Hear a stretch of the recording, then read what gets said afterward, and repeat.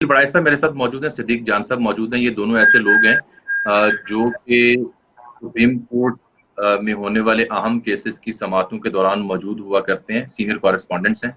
आपको इनकी रिपोर्टिंग पसंद हो, ना पसंद हो, आपको इनके सियासी नज़रियात पसंद हो या ना पसंद हो, इससे बालातर जो ये देखते हैं, सुनते हैं, वो बयान करना इनका हक है। इसी नीयत से मैंने इन दोनों अस्हाब को ज़हमत दी। मैंने पहले भी आपसे अर्ज़ की थी अपने ब्रॉडकास्ट में, जो कि बड़ा एक बदमज़गी के साथ एंड हुआ। एको की प्रॉब्लम थी, आवाज़ की प्रॉब्लम थी।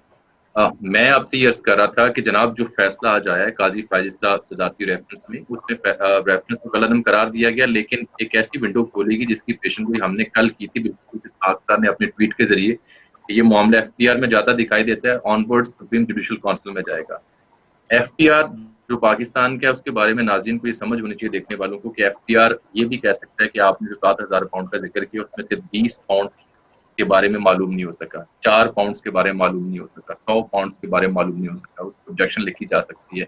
वो मामला जब सुप्रीम जुडिशियल काउंसिल में जाएगा तो ये बात समझने के काबिल है कि वो बंद कमरे का मामला होगा, उसकी सिर्फ़ एक प्रेस रिलीज़ आएगी कि इसने क्या डिसीजन तय पाया है। और तीसरी बात ये कि जनाब मोअज़्ज़ज़ जज फ़ाइज़ ईसा साहब खुद भी एफ़बीआर जाने के हक़ में नहीं थे, इसीलिए वो खुद भी पेश हुए थे। तो ये 3 से 4 बातें, और 5वां नुक्ता जो मैं आज बार-बार कर रहा हूँ, वो ये है कि क्या मिठाई एक बार फिर से जल्दी खा ली है हमने? क्यों जी? सबसे पहले सिद्दीक जान, आप क्या कहते हैं इस पे? मैं वो जवाब तो आपको देता हूँ, लेकिन मुझे फेसबुक पे नज़र नहीं आया कि हम लाइव जा रहे हैं। क्या हम लाइव जा रहे हैं? जी जी, जी, लाइव बिल्कुल जा हम रहे लाइव हैं। जा रहे हैं। अच्छा, बिल्कुल ठीक है। देखिए, रसगुल्लों के मामले में मैंने जो आज कंपैरिज़न किया, थोड़ा-सा मैंने अदील वड़ाई साहब की वीडियो में किया, लेकिन इन्होंने मुझे मौका नहीं दिया कि मैं ज़्यादा उसको बयान करूँ। आज जामी साहब, जैसे ही मैं कोर्ट रूम से निकला और कोर्ट रूम से निकल के जब मैं वहाँ पर पहुँचा जहाँ पे वो रोस्ट्रम बना हुआ है, जहाँ पे मीडिया टॉक्स होती हैं, तमाम वुकला, तमाम पॉलिटिकल लोग जो सुप्रीम कोर्ट में आते हैं और वो वहाँ पे मीडिया टॉक करते हैं। तो मैंने देखा कि वहाँ पे मिठाई जो है वो तकसीम हो रही थी और इस तरह वहाँ पे लोग मिठाई के ऊपर पड़े हुए थे। जैसे हम शादियों में जाते हैं ना, तो ठक ठक की आवाज आती है, खुल गया जो खाना, और पड़ जाती है आवाम। तो इस तरह आवाम जो है ना वो पड़ी हुई थी डब्बे के ऊपर। फर्क ये था 20 अप्रैल और आज के दिन में कि 20 अप्रैल को जो, क्योंकि आपको पता है कि हुक्मरान जमात जो होती है उसके खुशामदी भी ज्यादा होते हैं, पैसा भी उनके पास बहुत होता है, वजीर मुशीर उनके आगे पीछे बहुत लोग होते हैं। जब हुकूमत में आप होते हैं तो फिर ज़ाहिर है लोग ज्यादा आपके ऊपर इन्वेस्ट भी करते हैं। जब 20 अप्रैल का फैसला आया था नवाज शरीफ साहब का, उस वक्त मामला ये था क्योंकि वो हुकूमत में थे और बहुत सारे लोग आए हुए थे उस दिन। सप्लाई ज्यादा थी, डिमांड कम थी, मिठाई ज्यादा थी, बंदे कम थे। और उस दिन एक एक बंदे के हिस्से में तकरीबन कुछ 3.5 पौने 4 रसगुल्ले आ रहे थे, और कई लोगों के मुंह में 3 रसगुल्ले जो है ना वो इकट्ठे ठोसे गए। ये जी, तस्वीरें मौजूद है, मैं आपको ऐसी बात नहीं कर रहा कि जिसके नहीं, नहीं, सबूत सही मौजूद है, ना हो। सही, 3 सही। रसगुल्ले उनको दिए गए, लेकिन आज ये था कि आज सप्लाई कम थी क्योंकि अपनी जेब से लाने थे और डिमांड ज्यादा थी। हाँ, इसलिए हाँ, कुछ लोगों को मिले रसगुल्ले, कुछ ने जिनके आपस में प्यार मोहब्बत थी। अब अगर बड़ाई साहब और हाँ, मैंने भी रसगुल्ला खाना होता तो जाहिर है मैं तो आधा इनको देता, आधा खुद खाता। कुछ ने आधा आधा किया, हाँ, कुछ को नहीं मिला, लेकिन यकीन हाँ, करें जिनको आज रसगुल्ला नहीं मिला होगा वो इस वक्त बड़े सुकून में होंगे, और कल वो मजीद सुकून में आ हाँ, जाएंगे। परसों तो वो अल्लाह का शुक्र अदा करेंगे कि हमने रसगुल्ला नहीं खाया था। उसके लिए देखें, बात यह है, तमाम वो लोग, जामी साहब मैं एक चीज का दिल से मैं एतराफ करूंगा, आप भी उन चंद लोगों में से हैं, और मैं पूरी ईमानदारी से कह रहा हूं, मैं आपका प्रोग्राम रेगुलर देखता हूं। आप भी उन लोगों में से हैं जो हर स्टोरी पे काम करते हैं और आपको पता होता है। मैं आज और कल 2 दिनों के बड़े 2 वुकला का नाम नहीं लेना चाहता, मेरे दिल में उनका बड़ा एहतराम है। यकीन करें उन 2 बड़े वुकला ने जितनी बातें की वो सारी की सारी गलत थी, उनको पता ही नहीं था। और अगर आपको सबूत चाहिए तो आपके दोस्त हैं बैरिस्टर साद रसूल साहब, दुनिया टीवी पे आपके साथ होते हैं। मैंने साद रसूल साहब को आज मैसेज किया और कल भी मैसेज किया था कि साद रसूल साहब, कल भी उस बड़े वकील साहब का नाम बताया था, आज भी एक बड़े वकील का नाम बताया कि साद रसूल साहब, उनको सुने तो सही यार वो क्या कह रहे हैं। उनको किसी बात की नहीं पता क्योंकि उन्होंने फॉलो नहीं किया। तो आप चीजों तो को फॉलो करते हैं। दो दो बातें, 2 बातें। अदील को मैं इनपुट उनकी लेता हूँ। पहली बात तो ये है कि इस तमाम समात के दौरान जो रिमार्क्स हुआ करते थे, उन रिमार्क्स के बारे में मेरी एक अंडरस्टैंडिंग है, और आप दोनों चूँकि सुप्रीम कोर्ट जाते रहे हैं, मेरी अंडरस्टैंडिंग बनी है आसिफ सईद खोसा साहब के एक अहम जुमले के ऊपर। उन्होंने कहा कि जजेस के रिमार्क्स को बड़े ध्यान से सुना करें, क्योंकि जजेस के रिमार्क्स जो होते हैं वो रास्ते खोलते हैं और रास्ते दिखाते हैं फरीकैन के लिए। इस पूरी समाअत के दौरान हमारे कुछ दोस्त जो बड़ी तफ़सील से कार्रवाई लिखने के आदी हैं, बयान भी करते हैं और उसपे तबसरे और पूरे प्रोग्राम भी करते हैं। वो इस समाअत के दौरान पेश किए गए रिमार्क्स के ऊपर जज्बाती हो रहे थे और एक रिटोरिक सेल करने की कोशिश कर रहे थे। उसके बरक्स राय हमारी ये बन रही थी, बिलखुसूस मेरी ये राय बन रही थी कि इन रिमार्क्स में जज साहिबान डिलिबरेटली रास्ते खोल रहे हैं, और उन रास्तों में से एक रास्ता एफडीआर का था, जिसपे बार बार वो बात कर रहे थे और फरूक नसीम ने उससे एग्री किया प्राइम मिनिस्टर से पूछने के बाद।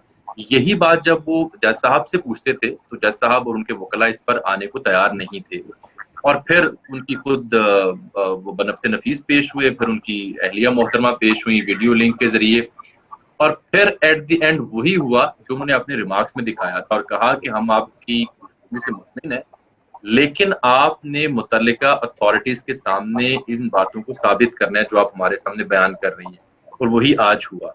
अब सिर्फ रेफरेंस कलदम करार देने को लेकर के मिठाइयां बांटी गई, जिसकी तफसील सदीक जान ने भरपूर तरीके से बयान कर दी कि फी बंदा कितने रसगुल्ले गुलाब जामुन आए। अदील वड़ाइच, मैं ਤੁਹਾਡੇ ਕੋਲੇ ਪੁੱਛਣਾ ਚਾਹ ਰਿਹਾ, ਇਹ ਮੈਨੂੰ ਕਿਉਂ ਲੱਗ ਰਿਹਾ ਹੈ ਕਿ ਅੱਜ ਦੀ ਮਿਠਾਈਆਂ ਤੇ ਅੱਜ ਦਾ ਫੈਸਲਾ ਇਹ ਸੁਣ ਕੇ ਦੇਖ ਕੇ ਜਾਣ ਕੇ ਤੇ ਪਨਾਮਾ ਦੀ ਕੁਝ ਯਾਦ ਜੀ ਆ ਗਈ ਹੈ। Why I am feeling like that? Do you also find some similarities between that case and today's case? If yes, then come up with your analysis. चाहे पंजाबी च बोलो, पटवाड़ी च बोलो, जैसी मर्जी। जी जामी साहब, मैं कोशिश ये करूंगा कि मतलब इसकी जजमेंट या इस केस को रिलेट नहीं करूंगा, लेकिन जजमेंट आने के बाद कमरा अदालत के बाहर का माहौल क्या था, मैं इसको कंपेयर करूंगा। शायद आप भी यही जानना चाहते हो कि उस वक्त भी जब 20 अप्रैल 2017 को ये फैसला आया था ना जामी साहब, तो उस वक्त भी जो मिठाइयां बांटी गई, ओहो ये मामला तो जेआईटी के पास चला गया। जेआईटी ने क्या करना है, गेम खत्म हो गई, नवाज शरीफ नायल नहीं हुआ, देखें जजेस में डिवीजन आ गई, और वो रसगुल्ले जो हैं वो उस वक्त मैंने भी लोगों को खाते देखा और सदीक जान साहब ने भी देखा। तो आज का मंजर इसलिए ज्यादा दिलचस्प था कि ये चीज हम पहले देख चुके थे, और उसके अच्छा आज मैं शायद जो पहले वीडियो स्ट्रीम हुई है, मैं उसमें ये बता रहा था आपको, आपने शायद सुना हो कि बुनियादी तौर पे आज जब सदीक इस चीज के गवाह हैं, जब हम कमरा अदालत से बाहर निकले तो 99.9% लोग ये बात कह रहे थे, बड़े बड़े जय्यद लोग ये बात कह रहे थे कि गवर्नमेंट ये हार गई केस, ये केस खत्म हो गया, मामला खत्म हो गया। और मेरा जब बीपर हुआ दुनिया टीवी पे, तो उस वक्त भी मैंने इस चीज पर उसको एम्फेसाइज किया कि इसमें जो सबसे अहम बात ये है, अगरचे वो जो रेफरेंस है क्वैश हो गया है, शो का नोटिस जो है वो खत्म हो गया है, लेकिन एक नई राह दिखा दी है अदालत ने, एक नया रूट मुतय्यन कर दिया है, और बाकायदा उसकी लीगल बैकिंग है, और उसमें इसके अपने कॉन्सिक्वेंसेस हैं। अच्छा, उस वक्त बहुत से लोग जो थे ना, जब ये इनिशियली जब आप फैसले को पढ़े तो जो इनिशियल जो सतरें हैं उन्हीं में ये चीज उन्होंने सुना दी कि ये क्वैश कर रहे हैं हम रेफरेंस और जो शो का नोटिस है। तो वो टीवी स्क्रीनों पर जब वो चीज चली ना, तो कई घंटे उसका गलबा रहा, उस चीज का इम्पैक्ट रहा। फिर आहिस्ता आहिस्ता जब लोगों ने उसको पढ़ना शुरू किया, एक दफा पढ़ा, दो दफा पढ़ा, और आपने जैसा कि वो ट्वीट भी पढ़ा होगा, जो है बड़े काबिल वकील हैं, जो सदीक जान साहब, मेरे ज़हन से नाम निकल गया है, बल्कि मैं अभी थोड़ी देर पहले जिक्र भी उनका कर रहा था, उनका अब जी बाबर सदार साहब, उनके आप ट्वीट भी पढ़े। अब लोगों को जब समझ आनी शुरू हो गई है कि इसके तो कॉन्सिक्वेंसेस ये हैं, ठीक है इसकी तो खुशी मना ली 2-3 घंटे हमने कि रेफरेंस क्वैश हो गया है, लेकिन आगे इसके जो कॉन्सिक्वेंसेस जब उनको समझ आने लग पड़ी, तो अब सोशल मीडिया पे मैं जितनी ट्वीट्स और पोस्ट देख रहा हूं वो सारी ये हो रही हैं कि जी ये तो कौन सी अदलिया की आजादी रह गई, ये तो फिर जज साहब को ला खड़ा कर दिया उसी कटहरे में, अब वो एफबीआर, और वही एफबीआर तो हुकूमत के अंडर है। अच्छा, फिर बहुत से लोगों ने ये कहा कि जी जज साहब जो है उन्होंने अपने जो जज भाई हैं उनको कोई ऐसी को फेवर दी, ऐसी भी हर्जा सराई की गई, लेकिन 7 जजेस ने कहा है कि एहतसाब का अमल होगा अपने जज भाई के खिलाफ, और ये मामला चलेगा और एफबीआर इसको देखेगा, और उसके बाद सुप्रीम जुडिशियल काउंसिल में जाएगा। यानी ये मतलब मेजॉरिटी जो इस हवाले से बात कर रही थी ना जामी साहब, वो गलत साबित हुई है। जिस तरह सदीक जान साहब कह रहे हैं कि 2 चोटी के वकला कई चोटी के वकला, कई चोटी के जर्नलिस्ट, कई ऐसे लोग, कई ऐसे जर्नलिस्ट जो वकला से ज्यादा अच्छा कानून को अंडरस्टैंड करते हैं, आज इनसे पूछे, इनके सामने मैं एक एक करके लोगों से पूछ रहा था, अच्छा आपकी क्या असेसमेंट है, आपकी क्या असेसमेंट है, वो यार इनफॉर्मल बड़ाई साहब मैं आपको यहाँ पे रोकूंगा एक चीज के बारे में। जामी साहब मैं आपको चीज बताऊं, मैंने जो लाइन ली हुई है वो किसी से ढकी छुपी नहीं है, सबको पता है मैंने क्या लाइन ली हुई है, कोई कुछ भी कहे लेकिन पता है मेरी एक लाइन है जो भी है, लेकिन मैं उसकी बुनियाद भी देता हूं, मैं उसकी दलील भी देता हूं। मुझे एक चीज समझ नहीं आती जामी साहब, ये वैसे आपने शायद ये नहीं नोट की होगी क्योंकि यहाँ इस्लामाबाद में ये बहुत ज्यादा होती है। देखिए बात यह है कि जब हम कवर कर रहे होते हैं ना कोर्ट रूम में, ये पनामा में भी हुआ था, अभी भी ये हुआ है कि जब वो रिमार्क्स आते थे, जैसे पनामा में हुआ एक दिन नवाज शरीफ के हक में रिमार्क्स आए, एक सहाफी ने नून लीग के एक रहनुमा के हाथ पे हाथ मारा और पूरे कमरे अदालत में आवाज गूंजी और एकदम सब चौंक गए कि क्या हुआ है। और आज और कल भी ऐसे हुआ, परसों भी ऐसे हुआ। 3 हमारे दोस्त ऐसे हैं, वो यकीन करें वो क्या करते थे जब रिमार्क्स आते थे ना काजी फैसल साहब के हक में और खासतौर पे हुकूमत के खिलाफ, वो कहते थे इतने रख ओ तेरी खैर, और ऊंची आवाज में। मैं कहता था यार क्या हो गया इनको। यार ठीक है, बाद में आप उसके ऊपर अपने वीडियोस में आके जहां पे भी आप जो तबसरा करें, जिस तरह बात करें, लेकिन आप कोर्ट रूम के अंदर बैठे और आप अपने जज्बात पे काबू नहीं रख पा रहे, तो ये बड़ा एक। और ये जो बड़ाई साहब ने बात की, सॉरी मैं असल जिस वजह से ये बात कहना चाह रहा था सर, जब से फरोग नसीम साहब ने दलाइल का आगाज किया, हर पहले 3 दिन तो फरोग नसीम साहब के बारे में कहा कि लिटा दिया, फरोग नसीम को फारिग कर दिया, ये कर दिया, वो कर दिया है। आज आपने बहुत रेलिवेंट बंदा अपने साथ बिठाया हुआ है, अदील बड़ाई साहब को। अदील बड़ाई साहब ने एक अहम शख्सियत से टाइम लिया। मैं और अदील बड़ाई साहब ईसा नकवी साहब के पास बैठ के 2.5-3 घंटे जुमे का दिन था इंतजार करते रहे। जब हम उस शख्सियत के पास मुलाकात के लिए पहुंचे, हमारी मुलाकात टोटल कोई मेरा ख्याल है 8-10 मिनट हुई होगी। 5 मिनट उन्होंने हमें कहे थे, 8-10 मिनट मुलाकात हुई। लेकिन उन्होंने उस वक्त भी हमें बताया था कि भाई ये हमारी हिकमत अमली है, हमारी स्ट्रैटेजी है कि हमने ये करना है, कौन क्या कह रहा है छोड़ दे उसको। और फिर आखिरी 2 दिन ये साबित हुआ कि फरोग नसीम की हिकमत अमली बहुत जबरदस्त थी। और आखिरी 2 दिन में ये कहना था उन लोगों का जो कह रहे थे फारिग सब कुछ खत्म, वो कहते हैं कि फरोग नसीम अब केस को वहां पर लिया है। जान साहब मैं यहाँ आपकी बात को आगे चलाना चाहूंगा, बल्कि ज्यादा उस पर बात करना मुनासिब नहीं है, लेकिन इतना जरूर कहूंगा कि बाज़ औक़ात फरोग नसीम से सख्त सवाल होता था तो 1-2 लोग ये भी कह देते थे गई हुकूमत। एक सेकंड ठहरी। कल जब मोहतरमा वीडियो लिंक के जरिए आई ना, तो उस बीच में 2-3 वक्फे भी हुए इस पूरी कल के दिन में। एक वक्फे के दौरान जो बंदा वहां पे ऐनी शाहिद था, मेरा और आपका दोस्त, मैंने उससे फोन पे पूछा कि इस वक्फे के दौरान फरोग नसीम की बॉडी लैंग्वेज कैसी थी, क्योंकि अभी तक जो रिपोर्ट हुआ है उसके मुताबिक तो यूं लगता है कि जैसे फरोग नसीम साहब ढेर हो गए हैं और आज तो बिल्कुल सीने छूट रहे होंगे और आज तो बस हो गई होगी। उस शख्स ने मुझे उनकी विजुअल्स बना के किस तरीके से भेजे कि ये आप विजुअल खुद देखें, आप विजुअल के बंदे हैं, ताकि आपको मालूम हो सके कि इनकी बॉडी लैंग्वेज कैसी है। और मैंने फिर उस पर ट्वीट भी कलेक्ट किया कि he was looking more than confident. वो कल उस वक्फे के दौरान ज्यादा पुरएतमाद और ज्यादा मुतमिन दिखाई दे रहे थे, क्योंकि जिथे वो घेर के ले आना चाह रहे सी मामले नूं कि जी FBR भेज दो, सानू कोई इतराज नहीं, उत्थे गल आ रही सी कल दी गुफ्तगू तो बाद, जिसले जज साहिबान ने कहा ना कि मोहतरमा तुसी जो फरमा रहे हो असीं मुतमिन हैगे आ, लेकिन तुसी कंपीटेंट अथॉरिटी नूं प्लीज करना, उन्होंने सैटिस्फाइड करना है। That authority is FBR। ते वो गल सुनने तो बाद वक्फे च फिर फरोग नसीम साहब की बॉडी लैंग्वेज का बेहतर होना साबित होता है। विजुअल तो भी जेडे मैं कल वेखे पर्सनली, और दूसरा जेडे रिपोर्टिंग जो हुई ਉਹਦੇ ਨਾਲ। अच्छा एक सेकंड ठहरियो, कुछ दोस्तों दे तुसी अपना तबसरा दियो, कुछ दोस्तों दे कमेंट्स ने वो मैं शामिल कर ला। अनस साहब कह रहे ने जवाब तो जज साहब माँ अहलो अयाल देना ही है, बहरहाल फोरम तो अभी सुप्रीम जुडिशल काउंसिल, ये ठीक कह रहे हैं। क़य्यूम खान साहब कह रहे हैं जी आप लोगों ने बड़ी देर कर दी, आपको ये काम पहले करना चाहिए था, शुक्रिया। नरजिस नसार साहब हैं, सदीक ये मेरी बहुत अजीज हैं, मेरी माऊ जैसी हैं, और ये हमारी एक बहुत अच्छी सहाफ़ी दोस्त हैं, उनकी मदर हैं, मुझसे बहुत प्यार करती हैं। इन्होंने लिखा है कि सदीक जान के रसगुल्ले की ऑब्जर्वेशन इज हिलेरियस। कॉम्प्लीमेंट आए आपके पास। कामरान आबद बुखारी साहब आजाद जम्मू कश्मीर से कह रहे हैं कि सुप्रीम जुडिशल काउंसिल विया FPR, यही हम कह रहे हैं।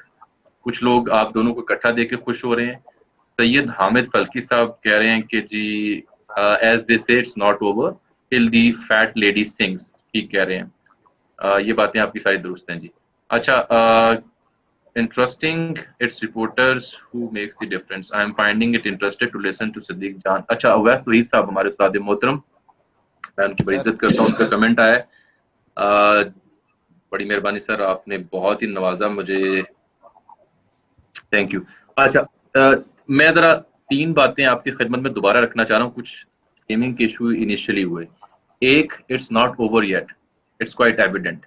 2, मुझे बार बार आज की प्रोसीडिंग और आज के डिसीजन के बाद पनामा की याद आ रही है। उसकी कई ऐसी चीजें जो जुड़ जाती हैं। एक, रेफरेंस खत्म, refer to FPR and then supreme judicial council, ऐसा ही कुछ पहले हुआ। तीसरा, जो मिठाई तब खाई गई और आज खाई गई, तो 3 से 4 सिमिलैरिटीज हैं उस केस की और इस केस की, जिसकी वजह से मुझे बार बार पनामा याद आ रहा है। इसीलिए मैंने नीचे जो लोअर थर्ड रखा है वो ये रखा है कि मिठाई फिर जल्द खा ली क्या। और इसलिए मैंने आप दोनों को जहमत दी क्योंकि आप दोनों ने वो मिठाई भी चखी तो नहीं थी, शायद देखी हो, और आज की मिठाई भी शायद चखी नहीं, देखी हो। अब तीसरी बात जो मैं अदील आपसे जानना चाह रहा हूँ, कल जब मैंने एक ट्वीट की जिसमें ये लिखा कि थोड़ी एहतियात कीजिए साहब, अभी मामला इज नॉट ओवर, क्योंकि जो अंडरस्टैंडिंग मेरी बनी उसके मुताबिक मैंने FPR मैं आपकी ट्वीट पढ़ के सुनाता हूँ, मैं आपकी ट्वीट पढ़ के सुनाता हूँ। नहीं साहब, पिक्चर अभी बाकी है, हतमी राय कायम करने से गुरेज कीजिए। खोसा साहब कहा करते थे जजेस को ध्यान से सुना करें, वो अपने रिमार्क्स में रास्ता दिखाते हैं। यहां भी FPR से होता हुआ मामला जुडिशियल काउंसिल तक जाता दिखाई देता है। सोर्स ऑफ इनकम और नॉन डिक्लेरेशन का सवाल लटकता रहेगा। जामी साहब, अब मुझे एक बात बताएं, जब अब मैं पहले भी बात कर रहा था कि सदीक इस चीज के गवाह हैं। मैं कमरा अदालत में ना बहुत से दोस्तों के साथ हम गपशप कर रहे थे जब जज साहिबान का इंतजार हो रहा था, तो वो गैर रस्मी गुफ्तगू जो कि बुनियादी तौर पे नशर नहीं होती, तो इसलिए हम, चूंकि हमारी आपस की होती है, तो हम ये पूछते हैं कि अच्छा आप क्या समझते हैं, फैसला क्या आ सकता है, अपनी लर्निंग के लिए। तो ये बात देखें, आपने जामी साहब एक अच्छे जर्नलिस्ट की तरह आंखें और कान खुले रखते हैं, चीजों को समझने की कोशिश करते हैं, और आपने एक ऐसी चीज समझ ली एक दिन पहले जो बड़े बड़े जय्यद लोगों को फैसला आने के भी कई घंटे बाद समझ आई। जज साहब, मेरी तो बड़ी बेइज्जती हुई है जितने ओह इस ट्वीट से, मेरी बड़ी बेइज्जती, मेरी बड़ी ट्रोलिंग हुई है, टिका के ट्रोलिंग हुई है। यानी लोगों ने मां भैन की मेरी खुदा दी कसमें, और यार बेली ते नाराज हुई, यार बेली ते मेरे नाराज हुई मेरे इस ट्वीट तू। यार बेली के साथ साथ बबलियां भी नाराज हो गई। जामी साहब है तो ਤੁਹਾਡੇ ਨਾਲ ਬੜਾ ਜਿਹੜਾ ਤੁਹਾਡੇ ਨਾਲ ਵੀ ਜਿਹੜਾ ਨਾ ਉਹੀ ਕੰਮ ਹੋਇਆ ਜਿਹੜਾ ਰਸਗੁੱਲੇ ਖਾਣ ਜਿਹੜਾ रसगुल्ले जामी साहब बात ये है, जज साहब क्या कह रहे हैं कि ये दस्तावेजात हम नहीं देखेंगे, ये सील बंद चीजें आई हैं, ये रेलेवेंट फोरम देखेगा, ये FPR देखेगा, फैसले से पहले इस चीज के इशारे हैं। फिर ये कह रहे हैं कि जी आज 4 बजे अगर इत्तफाक राय हो गया तो हम फैसला सुना देंगे। ये मामलात जो हैं ये सील बंद लिफाफे उसी तरह ही रहे। इसके बावजूद बहुत सारे लोग बल्कि सभी लोग जो उस वक्त अदालत में मौजूद थे, सदीक से आप पूछें, वो ये कहते हैं खत्म हो गया ये मामला, बस अब इधर ही खत्म हो गया। मैंने कहा उन सील बंद लिफाफों का क्या, वो जो आए जिसको कहा गया रेलेवेंट फोरम और सारा, उन्होंने कहा खत्म हो गया भाईजान केस। फिर वो जब इस केस का जजमेंट आया और इब्तदाई सत्रों में ही उन्होंने कहा कि ये एक्सेप्ट कर ली गई हैं पिटीशंस, और उनका और उन टिकर्स का गलबा कई घंटे तक जारी रहा। असल चीज अब चलना शुरू हुई है सोशल मीडिया के ऊपर कि बुनियादी तौर पे ये मामला तो खत्म ही नहीं हुआ, ये तो मामला दोबारा से शुरू हो गया है और उसको लीगल बैकिंग मिल गई है। मैं ये नहीं कहता, मैं ये कहता हूं कि अल्लाह करे जज साहब की सिद्दीक को ऑनबोर्ड करना चाह रहा हूँ 2 अहम इश्यूज के ऊपर। सिद्दीक, एक तो है इंडिविजुअल ओपिनियन, जैसे मेरी एक अपनी राय है, आपकी अपनी राय है, अदील की अपनी राय है। उस केस में समाज के दौरान क्या कुछ होता रहा, किसने क्या कहा, वो मेरे ख्याल खासा इरेलेवेंट हो गया। हम इसका फ्यूचरिस्टिक पर्सपेक्टिव देखने की कोशिश कर रहे हैं। 2 चीजें बड़ी अहम है। एक, बाबर सत्तार साहब की हालिया ट्वीट्स, जिन्होंने बड़ा कैटेगोरिकली बताया है कि FBR अगर 10 या 20 या 100 पाउंड की भी सवाल उठा देना कि ठीक है 7,000 पाउंड की आपने मनी ट्रेल दे दी, लेकिन ये आखिरी 100 पाउंड जो है ये कहाँ से आया, और ये लगता है कि जैसा आपने आपको दिया है, एक क्वेश्चन मार्क अगर उठ गया, उन्होंने कहा फिर गया काम। तो एक तो बाबर सत्तार साहब के अपने ट्वीट, दूसरा मेरे बड़े अच्छे दोस्त हैं मतीउल्लाह जान साहब, उनके पिछले 2 घंटों पहले जो 2 ट्वीट्स आए ना बड़े अहम हैं। वो अपने हलके को ये पैगाम देने की कोशिश कर रहे हैं, अपने चाहने वालों को, अपने फैंस को, कि एक्साइटेड होने की जरूरत नहीं है, ये आपको पता ही नहीं हुआ क्या है। तो ये दोनों की राय आ जाना, फिर हमारी अपनी अंडरस्टैंडिंग हो जाना, और फिर खास बात ये है जिसको लोग अभी भी अंडर एस्टिमेट कर रहे हैं कि टाइम पार कर दिया गया है, ऐसा नहीं है कि इसे ओपन एंडेड छोड़ दिया गया है। जामी साहब, मैं 3 लोगों के नाम लूंगा जिनका आपने नाम लिया ना। मैंने शायद अदील वड़ाई साहब से बात हो रही थी, मैंने इनको कहा, मैंने कहा कयूम सिद्दीकी साहब, मतीउल्लाह जान साहब, असद तूर साहब, ये तीनों वो लोग हैं जाहिर है जो कोर्ट रूम में मौजूद भी थे, जिनकी न्यूज सेंस भी अच्छी है, जो अदालत और इस केस को भी फॉलो कर रहे हैं। उन तीनों, और आप मतीउल्लाह जान साहब की वीडियोस देखें जो उन्होंने उस फैसले के फौरन बाद की, उन तीनों वीडियोस में उन्होंने मुसलसल यही कहा कि मुख्तियार गालवाद गई है। दूसरी बात यह है, कयूम सिद्दीकी साहब के आप ट्वीट देखें, आप असद तूर साहब की बात सुने, आप जितने लोग भी उस वहां पे मौजूद थे उनकी बात। उसके अलावा मैं आपको एक और चीज बताता हूँ जामी साहब, ये अदील वड़ाई साहब आए कोर्ट रूम में, ये 1 हफ्ता पहले की बात है। तो ये वो दिन था जिस दिन पहली मर्तबा उमर बंदियाल साहब ने कहा, उन्होंने कहा रुकिए, छोड़ें सारी बातों को, एक बात तो हमें बताएं, बात ये बताएं कि अगर हम रेफरेंस क्वैश कर देते हैं, हम जब रेफरेंस क्वैश कर देंगे, एक लम्हे के लिए हम शोकाज नोटिस भी वो कर देते हैं, क्वैश कर देते हैं, तो अगर हम सिर्फ हम अच्छा उसके बाद एसजेसी को कहते हैं कि भाई आपके पास सो मोटो पावर है, आप करें प्रोसीड अगर आप करना चाहते हैं, तो फिर आपका क्या मौकफ होगा। जिस दिन ये समाज खत्म हुई ना, तो एक सीनियर हमारे हैं वो मेरी तरफ आए, और इमरान वसीम साहब थे, मैं था, बड़ाई साहब थे, 2-3 लोग और थे, मुझे आके वो कहते हैं हाँ जी की ख्याल है, फिर आज की खबर सी, मैं मुकम्मल खामोश। अच्छा, बड़ाई साहब को मैंने लिया बाहर है, मैंने कहा बड़ाई साहब मैं आपको एक बात बताऊं, मैंने क्यों नहीं बात की, मैंने कहा ये ऐसे हमारे सीनियर्स कई ना बददियानत हैं, मैं अगर अपनी राय दे देता ना, इन्होंने फौरन जाके वीडियो कर देनी थी, और हमने फिर क्या बेचना था अपनी दुकान पे। तो मैंने बड़ाई साहब को कहा, मैंने कहा बड़ाई साहब सदीक मेरी बात सुनो, अपनी दुकान का सौदा हमेशा एक्सक्लूसिव रखा करो, चाहे किसी को पसंद हो या ना हो। अपनी दुकान का सौदा नहीं बेचते होते। आप ये जरूर करते हैं कि आइटम अगर आपकी दुकान से शॉर्ट हो, दूसरी दुकान से पकड़ लिया करें, लेकिन अपनी आइटम नहीं बेचनी, ये ज़हन में आप रख लें। और यही आप ये सोशल मीडिया पे जो यूट्यूब पे आपकी जो फेम है, उसकी एक वजह ये भी है कि आप एक्सक्लूसिव सौदा अपने तर्ज का बेचते हैं। अच्छा, एक बात सदीक मेरी ऐड ऑन कर लें आप। इस बेंच में शामिल एक मुअज़्ज़ज़ जय साहब हैं, जो किसी वक्त मेरी उनसे चैम्बर में मुलाकात हुई भले वक्तों में, तो उनसे शनासाई थोड़ी बहुत है। तो वो मैंने कहा जी आज आपकी समाज सुनने का मौका मिला, आप केस उठा रहे थे फलां, उसमें आपने ये रिमार्क्स दिए, तो उन्होंने मुझे ना कहा कि नेड़े हो, तब कोरोना नहीं था। तो मैं थोड़ा उनके नज़दीक हुआ, तो वो टेबल और कुर्सी और मैं साइड पे बैठा, जहाँ मेहमान बैठते हैं उनके चैम्बर में साइड पे लगा, तो मैं नज़दीक हुआ, कहने होर नेड़े हो, तो मैंने टेबल पे कोनी रख के सर आगे किया, तो उन्होंने मुझे कहा कि कोर्ट च जो मैं बोलना ना ओदे ते तवज्जो ना दिया कर, जो मेरा पेन लिख देना उते तवज्जो दिया कर। बिल्कुल। मैं आपको एक चीज बताऊं, क्योंकि जाहिर है हम इस कोर्ट प्रोसीडिंग को कवर कर रहे हैं, तो हमें लोग कॉल करके पूछते हैं, और हम जाहिर है जो हमारा अंदाजा होता है ना, वो हम इसलिए ट्वीट नहीं करते ना वीडियोस में कहते हैं, उसकी एक वजह है। उसकी वजह यह है कि रिमार्क्स जब आ रहे होते हैं, बात हो रही होती है, तो कई बार जामी साहब आपको पता है कि रूहानी मामलात आप बहुत बेहतर जानते हैं कि जो रूहानी मामलात बाज ऐसे होते हैं कि अदालत में कुछ हो रहा होता है और बाद में कुछ और ही हो जाता है रूहानी मामलात की वजह से। तो मुझे आज मैं इस वीडियो के बाद आपको बता भी दूंगा, व्हाट्सएप पे बता दूंगा कि एक बहुत ही रेलिवेंट शख्सियत, बहुत बड़ी, जो कि इमरान खान साहब की टीम के टॉप 5 जो बड़े खिलाड़ी हैं, जो हम बहुत उनको फॉलो करते हैं, देखते हैं, उनमें से एक हैं।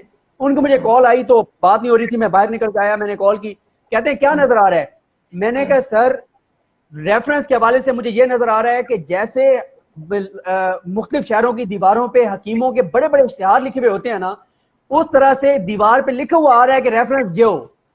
मैंने कहा लेकिन उमर बंदियाल साहब ये चाहते हैं कि ये तासुर भी नहीं जाना चाहिए कि अदलिया काबिल एहतसाब नहीं है। पहले दिन से उमर बंदियाल साहब यही कह रहे हैं कि भाई कोई रास्ता निकालो।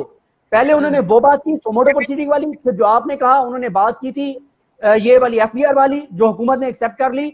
वहां से नजर आ रहा था कि उमर रजा बंदियाल साहब किसी तौर पे ये नहीं चाहते कि ये तासुर जाए कि अदलिया और जजेस काबिल एहतसाब नहीं है। उन्होंने क्या कहा था? उन्होंने कहा था मैडम, फाइज साहब की अहलिया को, मैडम हम जजेस बाकी पब्लिक ऑफिस होल्डर से ज्यादा काबिल एहतसाब हैं क्योंकि हम बाकियों का एहतसाब करते हैं। हम जजेस ना सिर्फ अपने पब्लिक बल्कि अपने प्राइवेट कंडक्ट के भी और एक्शन के भी जवाब दें क्योंकि अदलिया जो है लोगों के एतमाद पे चलती है। ये बहुत बड़ी बात थी, पहले दिन से उमर रजा बंदियाल साहब यही कहते आ रहे थे। तो ये सर ये एक मिनट अदिल साहब मैं आता हूँ। अच्छा संजीदा गुफ्तगू हो रही है, थोड़ा मैं लाइट करना चाह रहे हैं गुफ्तगू, 10 मिनट बोल लाने हैं। अच्छा कुछ रिमार्क्स हैं, पहले वो शामिल कर लूं अदिल, फिर मैं आपके पास आता हूँ। एक तो उस्ताद मोहतरम जनाब अवैस तौहीद साहब का बड़ा कॉम्प्लीमेंट आया, हम सब के लिए उनका बहुत शुक्रिया। फिर अली रजा साहब अदील और सिद्दीक को बिलखुसूस सलाम। शाकिर अब्बासी साहब को वाकया हुए हैं, वो कहते हैं कुछ दोस्त जस्टिस ईसा और नवाज शरीफ के केस को यकसा तौर पर देख रहे हैं, इनको 10/10 वाले फैसले से अकल पकड़नी चाहिए। अर्ज है कि वो बेचारा सियासतदान था, ये हाजिर सर्विस जज है। एफपीआर जो मर्जी तहकीकात कर ले, हतमी फैसला 5 सीनियर तरीन जजों पर मुश्तमिल सुप्रीम जुडिशल काउंसिल का ही होगा। अब मैं इनके कमेंट पर सर पकड़ूं या क्या करूं कि ये कहाँ की बात कहाँ और किस किस सीक्वेंस से इन्होंने क्या कहानी घड़ दी है। हुजूर आपकी सुप्रीम जुडिशल काउंसिल के बारे में अंडरस्टैंडिंग थोड़ी अभी वाज़ेह करते हैं आपको। दूसरा इसके पैरेलल जो ड्रॉ आ रहे हैं वो इसके सीक्वेंस पे ड्रॉ आ रहे हैं कि तब एक चीज रिमार्क्स क्या थे, डिसीजन क्या था, वगैरह वगैरह।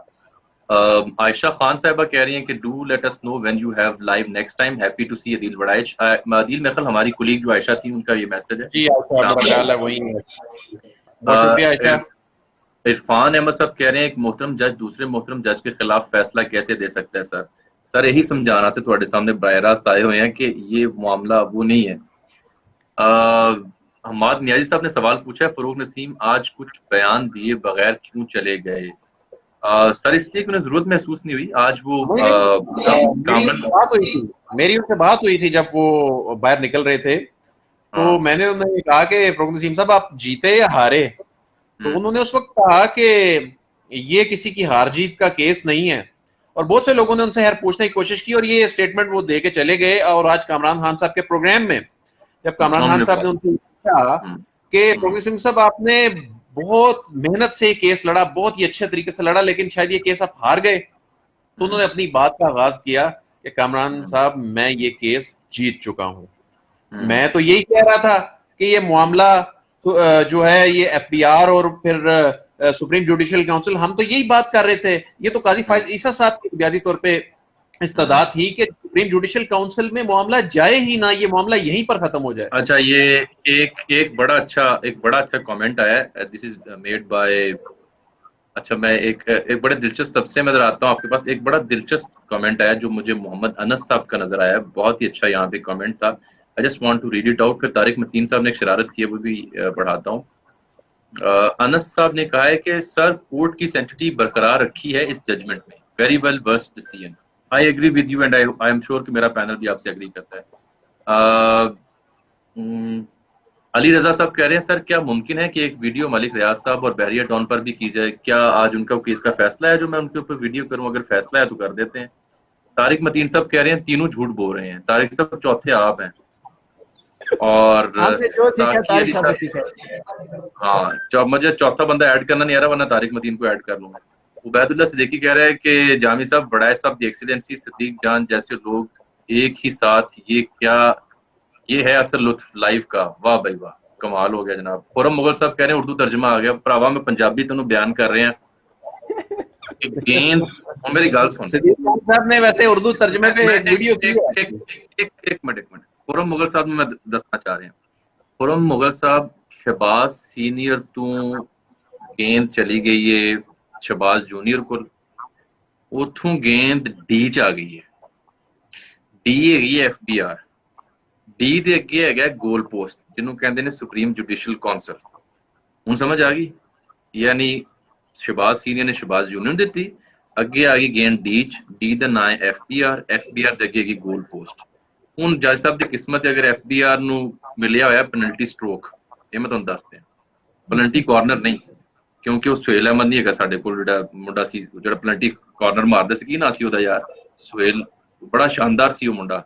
ਉਹਦੇ ਬੜੇ ਰਿਕਾਰਡ ਨੇ 535 ਗੋਲ ਨੇ ਉਹਦੇ ਪੈਨਲਟੀ ਕਾਰਨਰਾਂ ਤੇ ਮੇਰੇ ਖਿਆਲ ਇਸ ਤੋਂ ਜ਼ਿਆਦਾ ਨੇ ਉਹ ਨਹੀਂ ਹੈਗਾ ਇਹ ਪੈਨਲਟੀ ਸਟ੍ਰੋਕ ਮਿਲਿਆ ਹੋਇਆ ਹੈ ਇਹਦੇ ਚ ਫਿਰ ਕੋਈ ਮਨਸੂਰ ਵਰਗਾ ਕੀਪਰ ਚਾਹੀਦਾ ਜਿਹੜਾ ਕਿ ਡਾਈਵ ਮਾਰ ਕੇ ਰੋਕ ਲੇ ਵਰਨਾ ਤੇ पेनल्टी स्ट्रोक हॉकी च रोकना बड़ा मुश्किल हो जाता है बहरहाल कट इट शॉर्ट सर आप अच्छा पंजाबी में बात कर रहे हैं आप दो पंजाबी इकट्ठे हुए हैं मैं सराइकी की एक बात यहाँ पे करना चाहता हूँ लाजमी मैं पूरा मौका देसा साईं मेरी गल सुनो तुसी प्रॉपर सराकी च गल करो मेनू समझ मैंने सराइकी की एक मिसाल देनी है सराइकी में नहीं लेकिन सराइकी की एक मिसाल देनी है इसी मौके पे अरशद शरीफ साहब वाली मिसाल ना दीजिएगा जो उन्होंने साबर शाकिर के बारे में सुना हाँ नहीं वो तो बिल्कुल वो उन्होंने दुरुस्त किया वो नहीं दे रहा ये जो आपने बात की ना इंग्लिश वाली और उर्दू वाली वो आपके और हमारे मुश्तरका दोस्त हैं ईसा नकवी साहब ने वो कहते होते हैं सराइकियों के बारे में वैसे लेकिन ये मामला मेरा ख्याल है सब पे आता है पाकिस्तान में अक्सरियत पे वो कहते हैं कि उनके एक टीचर थे शफकत बुज़दार साहब वो कहते थे कि सारे सराइकियां दे बालां देना डू मसलन एक बीए दी अंग्रेजी दूसरा चाचे दी धी कि एक इंग्लिश जो है बीए की वो उनकी रह जाती है दूसरा बेचारे थोड़े से आगे जाने लगते हैं तो चाचे की धी के साथ शादी हो जाती है चाचे की धी से मुराद ये है कि कजन किसी के साथ ये देखो ये तुम्हारे लिए सॉलिडारिटी है मेरी तरफ से ये देखो ठीक है ध्यान से देखो तो ठीक है बात ये है कि ये हमारा मसला है हम जैसे जो लोगों की अंग्रेजी कमजोर है जब तक उर्दू में मामला ना आ जाए तो हमें उस तरह से समझ नहीं आती तो बहरहाल बहुत सारे लोगों की तसल्ली हो गई होगी क्योंकि मतन उर्दू में आ चुका है मुझे उम्मीद तो है कि अब तमाम लोगों की तसल्ली हो चुकी होगी अच्छा ये तारिक मतीन साहब आप सच बोल रहे हैं तारिक मतीन साहब ने अब सच बोला है कहते हैं उसका नाम है सुहेल अब्बास बिल्कुल वो जो पेनल्टी कॉर्नर स्पेशलिस्ट थे पाकिस्तान के जो एक मैच में 2-3 गोल किया करते थे तो सर मैं ये अर्ज कर रहा था ये पेनल्टी कॉर्नर नहीं है पेनल्टी स्ट्रोक है तो very hard to defend it अच्छा मुझे सदीक आपसे इससे हटके एक दो बातें करनी है काफी लोग सवाल भी पूछ रहे हैं अब आई है हमारी ऑडियंस इस पे फेसबुक पे सदीक मैंने आपसे जानना ये था जब तक तो साकिब निसार साहब थे तो लाहौर में रजिस्ट्री में कमरा नंबर 1 में आते रहे तब तक तो मैं चूंकि लाहौर बेस्ड हूँ तो मैं यहाँ आता जाता रहा अब मेरे कुछ ऐसे मसाइल हैं कि मैं इस्लामाबाद ट्रैवल नहीं कर सकता तो सुप्रीम कोर्ट की प्रोसीडिंग्स को मैं कवर करने से पास हूँ आप दोस्तों के तवज्जो से आपकी राइटिंग से आपके तबसरों से मुझे इल्म होता रहता है मुझे ये बताएं कि इस केस के दौरान कौन कौन रेगुलरली आता रहा उस साइड से भी इस साइड से भी और बीच वाली साइड से भी रूहानी शख्सियत का जिक्र न कीजिए रूहानी शख्सियत का मैं जिक्र नहीं करता जिस दिन ये पूछा गया था क्या नाम है कि ये मामला एफबीआर को भेज दे या ना भेज दे तो उस दिन असल हमने देखा था रूहानी शख्सियत को कि कैसे वो रूहानी शख्सियत अचानक आई और फिर उन्होंने कुछ शख्सियत को घेरे में लिया और फिर जो कुछ हुआ आप पूछना चाह रहे हैं वुकला की बात कर रहे हैं कि कौन कौन से वुकला दोनों साइडों से या आप मीडिया के लोगों का पूछ रहे हैं किसका आप पूछना चाह रहे हैं मैं मजमूई तौर पर आपसे जानना चाह रहा हूँ कि मजमूई तौर पर अमूमन रेगुलर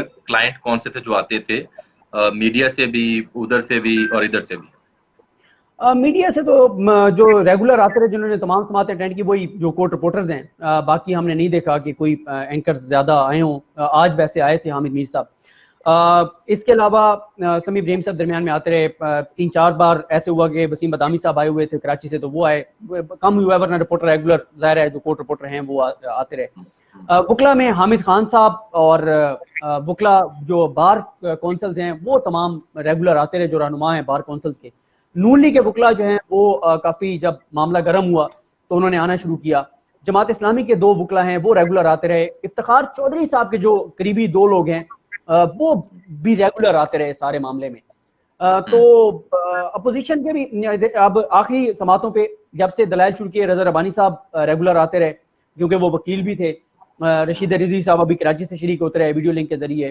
तो ये है बाकी जाहिर है जो मेन वुकला थे वो आते रहे बाकी हुकूमती जो अटॉर्नी जनरल ऑफिस से जो टीम है वो जाहिर है मौजूद रहे नोट्स लेने के लिए तो बाकी जो सदीक एक मिनट इसमें फरूक नसीम साहब के साथ मलिका बुखारी होती थी शहजाद अकबर साहब होते थे उनके मुआवनीन भी होते थे और असद तूर की एक स्टोरी के मुताबिक 2 सादा कपड़ों में दोस्त भी हुआ करते थे जो कि जारी बात है मुआवनत के लिए आते थे उनका सादा कपड़ों में तो बहुत सारे लोग आते थे वो अच्छा सदीक तुम भी तो सादा कपड़ों में जाते हो ना मैं भी सादे कपड़ों में जाता हूँ वो यहाँ पे मैं आपको एक इंटरेस्टिंग बात बताऊँ पिछले हफ्ते इस्लामाबाद हाई कोर्ट में केस की समाअत थी ये चीनी कमीशन के ऊपर जिस दिन आपको याद होगा बड़ा रोला पड़ गया था अदालत ने स्टे दे दिया था उन्होंने अतर मिनल्ला साहब ने तो मैंने वो समाअत अटेंड की तो हमारे जो इस्लामाबाद हाई कोर्ट के रिपोर्टर दोस्त हैं जितने भी फयाज भाई हैं बाकी हैं अवैस भाई साकिब भाई ये सारे वहां से निकले तो उस वक्त ना टाइम हो चुका था 10 बज के तकरीबन 45 मिनट।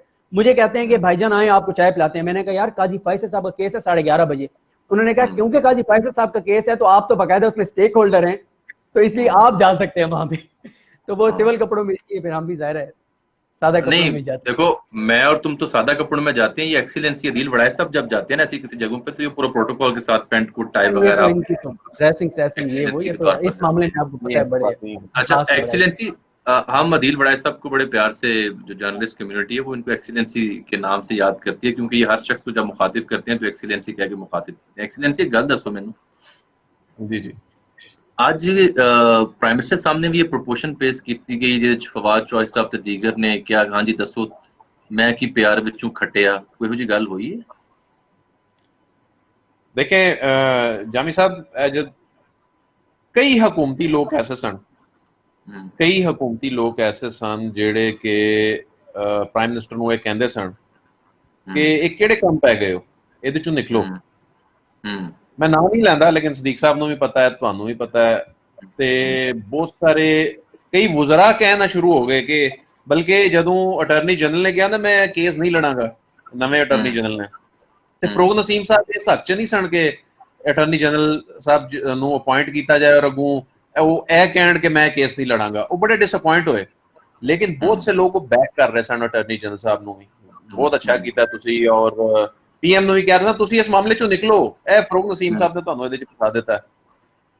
ਲੇਕਿਨ ਅੱਜ ਦੀ ਜਿਹੜੀ ਸੂਰਤ ਹਾਲ ਹੈ ਜ਼ਰਾਏ ਦੱਸਦੇ ਨੇ ਕਿ ਪ੍ਰਾਈਮ ਮਿਨਿਸਟਰ ਜਿਹੜੇ ਨੇ ਉਹਦੇ ਤੇ ਬੜੇ ਖੁਸ਼ ਸਨ, ਬਹੁਤ ਮੁਤਮਈਨ ਸਨ, ਔਰ ਇਹ ਜ਼ਰਾਏ ਦੱਸਦੇ ਨੇ, ਹਕੂਮਤੀ ਜ਼ਰਾਏ ਦੱਸਦੇ ਨੇ ਕਿ ਉਹ ਕਹਿੰਦੇ ਨੇ ਕਿ ਪ੍ਰਾਈਮ ਮਿਨਿਸਟਰ ਨੇ ਤਾਂ ਖੁਦ ਫਰੋਗ ਨਸੀਮ ਸਾਹਿਬ ਦੇ ਹੱਥ ਪੈਗਾਮ ਭੇਜਿਆ ਸੀ ਅਦਾਲਤ ਦੇ ਅੰਦਰ ਕਿ ਇਹ ਮਾਮਲਾ, ਯਾਨੀ ਖੁੱਲੀ ਅਦਾਲਤ ਦੇ ਅੰਦਰ ਜਦੋਂ ਇਹ ਪੁੱਛਿਆ ਗਿਆ ਸੀ ਉਹਨਾਂ ਆਖਿਆ ਸੀ ਕਿ ਮੈਂ ਪੁੱਛ ਕੇ ਦੱਸਾਂਗਾ, ਤੇ ਉਹਨਾਂ ਤੇ ਆਖਿਆ ਸੀ ਮਾਮਲਾ ਚਲਾ ਜਾਏ ਉੱਥੇ ਸੁਪਰੀਮ ਜੁਡੀਸ਼ੀਅਲ ਕਾਉਂਸਲ ਵਾਇਆ ਐਫਬੀਆਰ, ਔਰ ਐਫਬੀਆਰ ਰੈਲੇਵੈਂਟ ਫੋਰਮ ਹੈ, ਤੇ ਉਹਨਾਂ ਦੀ ਤੇ ਇਹਦੇ ਚ ਜਿੱਤ ਹੋਈ ਹੈ ਜਿਹੜੀ ਕਿ ਉਹ ਕਹਿੰਦੇ ਨੇ, ਜਿਹੜਾ ਫਰੋਗ ਨਸੀਮ ਸਾਹਿਬ ਨੇ ਕਿਹਾ ਕਾਮਰਾਨ ਖਾਨ ਸਾਹਿਬ ਦੇ ਪ੍ਰੋਗਰਾਮ ਚ ਕਿ ਕੇਸ ਮੈਂ ਜਿੱਤ ਗਿਆ, ਤੇ ਉਹਦੇ ਵਿੱਚ ਖਟਿਆ ਉਹਨਾਂ ਜੀ जी गल पूरी करो, मैं की प्यार विचों खटिया ਤੇ ਜੀ ਉਹ ਉਹਨਾਂ प्यार चो बहुत कुछ खट लिया जी।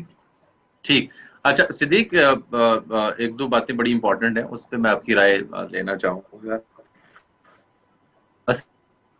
असल में तो मैं सच्ची बात सिद्दीक आपको बताऊं, मैं बहुत ही ज्यादा तंग है फॉर्मल वे ऑफ कम्युनिकेशन तो ना, I really want to talk to you, जिवें मैं दोस्तां नाल गल करना, और मैं कोशिश भी कर रहा कि उर्दू च गल करन दी बजाय जेड़ा मेरा अपना स्टाइल उच गल करा, लेकिन वो दोस्त माइंड बड़ा करते हैं, कुछ जो कहते हैं यार तू की जाहिल है, कभी पंजाबी बोलना है, कभी अंग्रेजी बोलना है, कभी उर्दू बोलना है, बस ऐसे ही चलता है।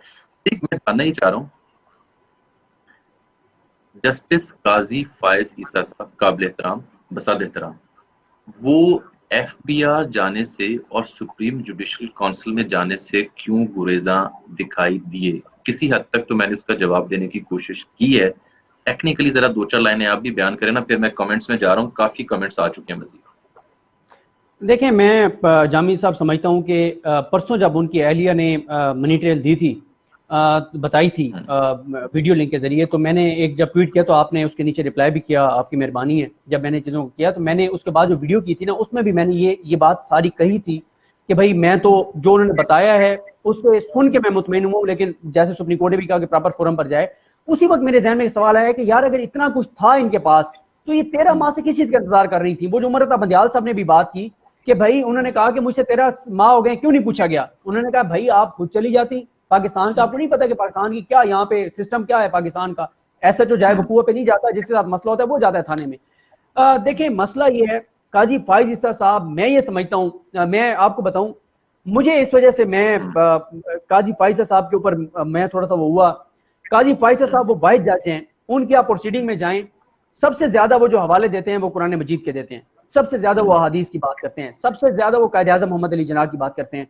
बेशक उनकी सिद्दीक एक मिनट, उनकी एक हिस्ट्री है कायद आज़म मोहम्मद अली जिन्ना से, जो उनकी खास उनसियत, उनके वालिद गिरामी और उनका जो बैकग्राउंड है वो अपनी जगह इंतहाई काबिल एहतराम है, और मेरी ये दुआ है, दिल से दुआ है, मैं ज़ाती तौर पर बता रहा हूँ कि अल्लाह करे काजी फायज ईसा साहब इस केस से बरी जिम्मा हूँ, बेगुनाह करार पाएं, और इज्जत से अपने मनसब पर वापस आए और मुस्तकबिल में इस मुल्क के चीफ जस्टिस बने। ये मेरी जाती तौर पर दुआ है, मैं बरमला इसका इजहार कर रहा हूँ। अच्छा, आप कह रहे हैं कि वो खुद इन चीजों का रेफरेंस देते थे, जिन चीजों को कोट करते थे, जब उन पे कोर्ट की फरोग नसीम ने तो नहीं, मैं ये कह रहा हूँ कि उनको पहले दिन जब ये चीज आई थी ना, उनको पहले दिन एसजेसी में इतनी जो चीजें वो बता रहे हैं ना, एसजेसी ने यही कहा था ना। देखें एक पॉइंट, देखें एक पॉइंट उनकी एहलिया ने इतना जबरदस्त एड्रेस किया जो अभी तक लोगों को क्लैरिटी उस तरह से नहीं है। मैंने बात चैनल्स में भी देखा, वो उसको उस तरह से क्लियर नहीं कर सके कि उनकी एहलिया के ऊपर इल्जाम था कि वो 2 नाम इस्तेमाल कर रही हैं, और ये सुप्रीम जुडिशियल काउंसिल के शो कॉज नोटिस में बकायदा है कि वो 2 नाम इस्तेमाल कर रही हैं। उन्होंने बड़ा जबरदस्त बताया कि भाई मैं स्पेनिश नेशनल हूं,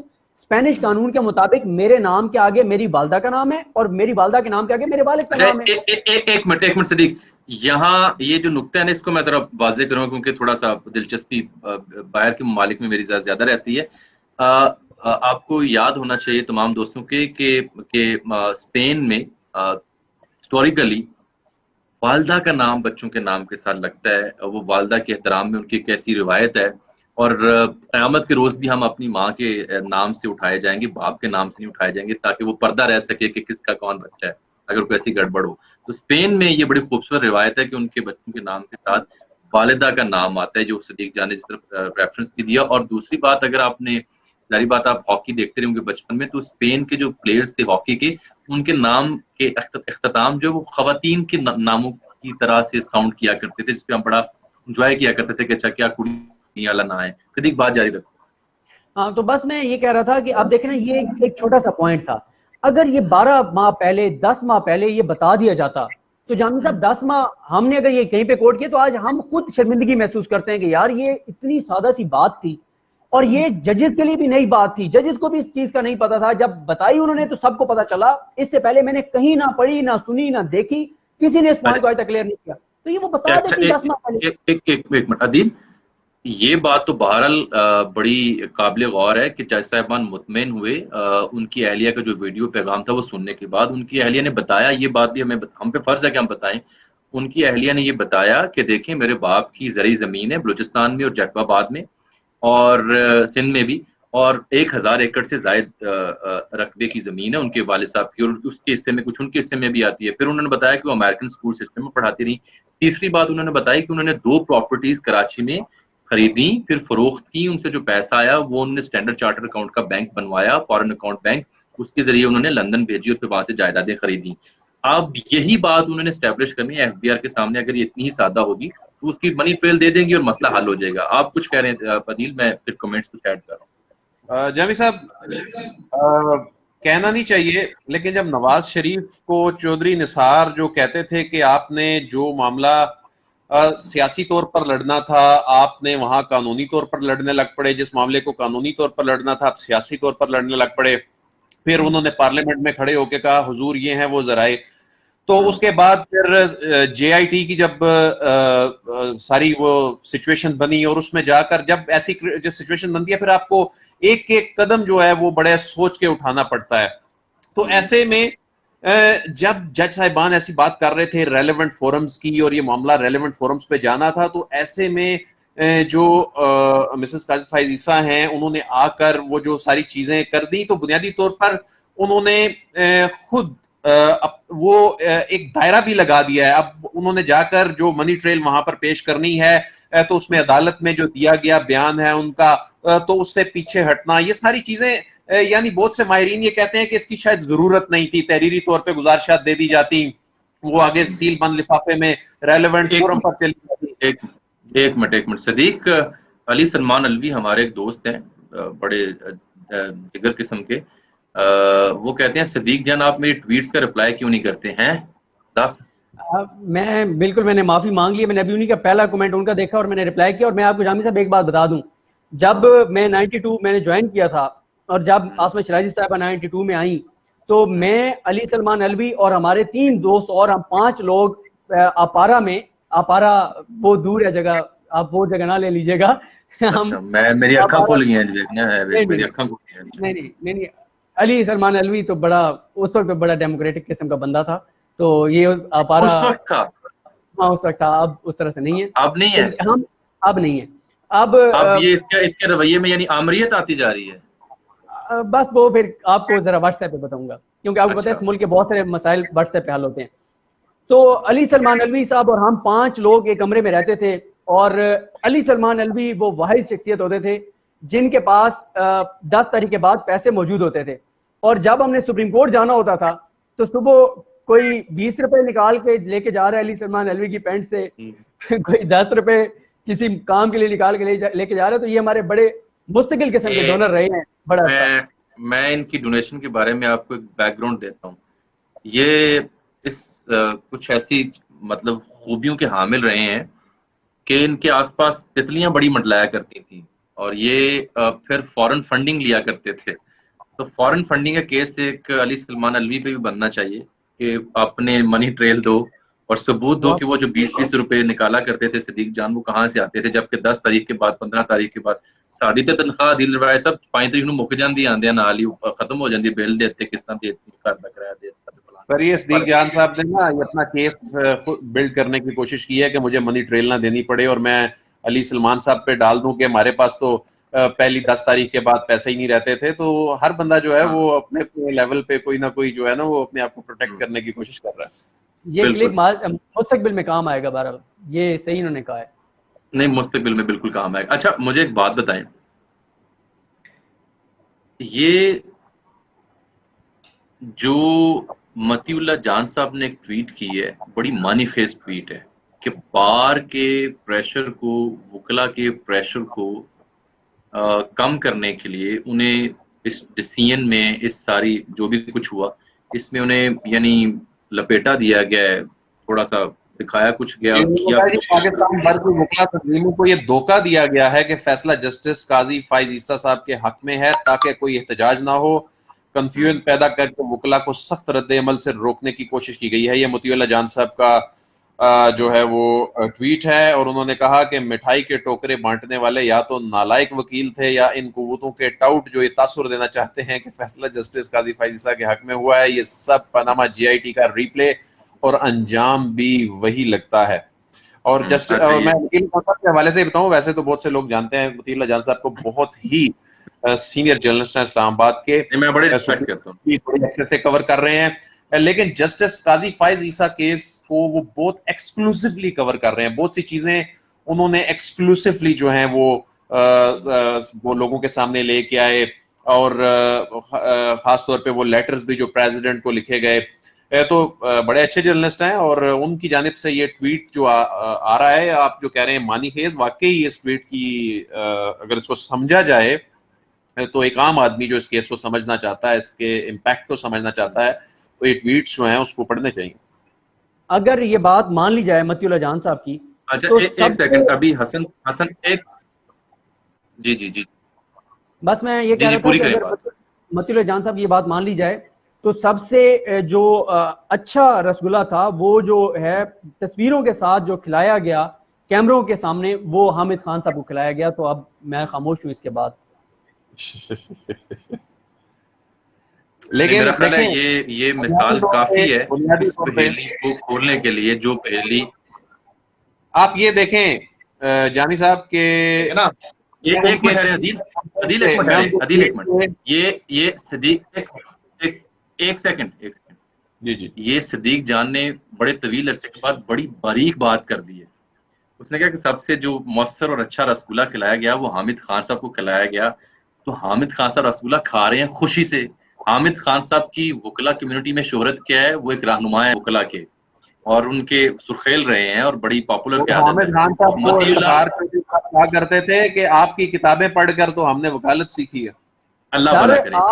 आज भी पाकिस्तान में एक जुमला, आज भी पाकिस्तान में वकला के बारे में ये होता है कि ये हामिद खान ग्रुप का है और ये हामिद खान के मुखालिफ ग्रुप का है। ये लेवल है हामिद खान। अच्छा यहाँ पर एक जुमला बड़ा शानदार है, उसको पूरा होने दें।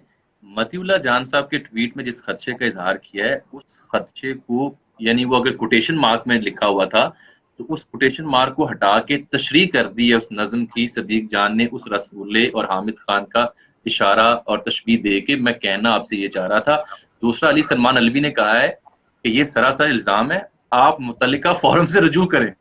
और साथ मुझे आपकी बात पे कहा है आपकी बात को जो आपने कहा है कि वो मेरी बात तक है, और साथ ही उन्होंने मुझे धमकी दी है कि I will take you to the cleaners. ये अंग्रेजी जुबान में एक धमकी का अंदाज है कि मैं आपकी जनाब करता हूँ। अच्छा, ये एक साहब है जिनका नाम है हसन तारड़। इन्होंने ये कहा है कि yes that's true, name of mothers coming end of name as a family tree, I live in Spain, I know that law. वो इसकी तस्दीक कर रहे हैं, नाम के आखिर में जो वालिदा का नाम आता है। एक सवाल और है, ये सदीक जान तुम्हारे लिए भी है और अदील एक्सीलेंसी तुम्हारे लिए भी है। सैफ अली साहब कह रहे हैं कि एक मासूमाना सवाल है, नून लीग और जियाले क्यों जश्न मना रहे हैं आज, और जीत आज किसकी हुई? बड़ाई साहब पहले आप दे, फिर मैं बताता हूँ।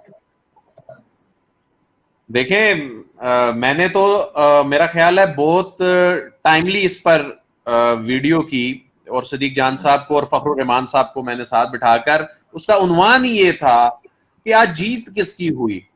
और उस वक्त मैंने उसमें ये बात की, और सदीक ने इवन ये बात की कि हुकूमत क्या कह रही थी, क्योंकि उस वक्त लोगों को समझ ही नहीं आ रही थी। बहुत से लोग, कुछ जो थे खुशी में पागल हो रहे थे और कुछ लोग कंफ्यूज थे, कुछ लोग कुछ और चाहते होंगे शायद। लेकिन उस वक्त हमने ये बात की कि हुकूमत क्या चाहती थी इसमें। हुकूमत ये चाहती थी कि ये मामला इस तरह सुप्रीम जुडिशल काउंसिल में चले जाए। और काजी फायजी साहब पहले दिन से क्या चाहते हैं कि ये मामला सुप्रीम जुडिशल काउंसिल में तो जाए ही ना, सुप्रीम जुडिशल काउंसिल को इस कार्रवाई से रोका जाए और सुप्रीम जुडिशल काउंसिल में ये मामला ना जाए। और इन कैमरा समात के वो मुखालिफ थे, और उन्होंने कहा कि उनके फंडामेंटल राइट की खिलाफ वर्जी है, ये ओपन समात में इस केस में जो है ना वो होना चाहिए। तो जब ये मामला जैसे तैसे करके सुप्रीम जुडिशल काउंसिल में चला गया है, तो मैं समझता हूं कि ये जो जीत है ये हुकूमत की हुई है।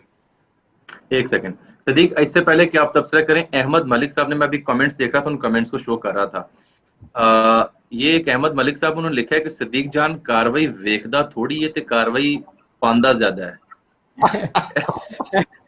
तो भाई एक मिनट, नहीं मेरा एक मिनट, मेरा इनको जवाब ये है कि ਤੁਹਾਡਾ ही ख्याल है, अगर कार्रवाई ना पावे तो सदीक जान जाने कौन है, who will recognize कार्रवाई ना पावे। ठीक है साहब, ये देखें जामी साहब, अब ये चीज जो है इसको मतलब इग्नोर भी कर सकते थे, लेकिन उन्होंने वो कई कमेंट्स में से, ये मेरी भी इस पे नजर गई है हालांकि, लेकिन जामी साहब ने ये जामी साहब मैं बताता हूँ। ये जामी साहब ने वो काम किया है कि एक जो मदरसा था ना, तो उसकी वो थी, वो जो क्या होती है, वो जो वो जब वो दस्तार फजीलत का एक सिलसिला होता है दस्तार बंदी के लिए, जब वो डिग्री पूरी कर लेता है। अदील बड़ाइच को पता है, ये मदरसे में रहा हुआ है।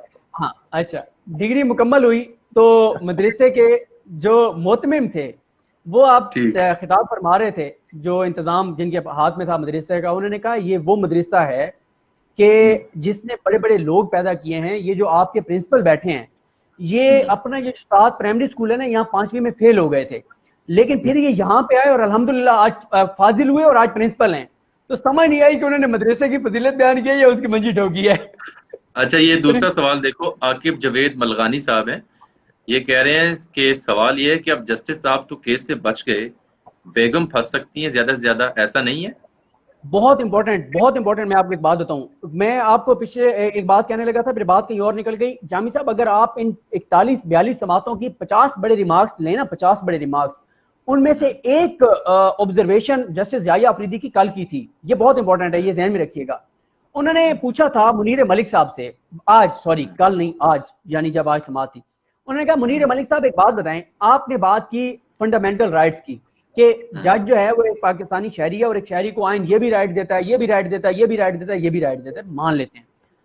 लेकिन अगर हम इस नतीजे पे पहुंचते हैं कि जज साहब ने राइट्स तो उनके हैं एज ए पाकिस्तानी, लेकिन उन्होंने एक जज का हलफ भी उठाया हुआ है, अगर हम इस नतीजे पे पहुंचते हैं कि जज साहब ने अपने हलफ के कोड ऑफ कंडक्ट की कहीं पे खिलाफ वर्जी की है, तो क्या चीज सर्वाइव करेगी? उनके फंडामेंटल राइट्स सर्वाइव करेंगे या उनका हलफ जो है वो ऊपर होगा और वो सर्वाइव करेगा? तो इस पे मुनीर मलिक साहब ने कहा कि अगर आप देखेंगे काजी फाइसा का इंडिविजुअल केस, फिर आप मेरिट पे फैसला कर दें, लेकिन ये केस काजी फाइसा का नहीं है। उन्होंने कहा है आज अगर काजी फाइसा जाता है तो आज इसकी गर्दन होगी, कल किसी और की गर्दन होगी, ये केस पूरे इदारे का केस है, इसलिए आप इस बात को इग्नोर कर दें। तो ये जवाब है इसका कि अगर बीवी मनी ट्रेल नहीं दे सकती, तो सिविल सर्वेंट लॉज के तहत वो ये एस्टेब्लिश कर चुके हैं, रूल ऑफ प्रोक्सिमिटी के तहत जो कुरानी हवाले दिए, हजरत अली के जो हवाले दिए, उन्होंने तो ये कहा कि हजरत अली ने तो कहा कि काजियों की जासूसी के लिए पूरा सिस्टम बनाया जाए, कि उनकी मॉनिटरिंग की जाए जो काजी हैं, कि कहीं वो इधर उधर मामला तो नहीं है। तो वो उन्होंने फिर वो हज़रत उमर की मिसाल दी और उन्होंने ये जुमला कहा था, जामी साहब, उन्होंने कहा था कि इस मुल्क में ना कोई मौला अली से बड़ा है, ना कोई हज़रत उमर से बड़ा है, ना ये अदालत उनसे बड़ी है, ना हम उनसे बड़े हैं, लिहाजा जवाब देना होगा।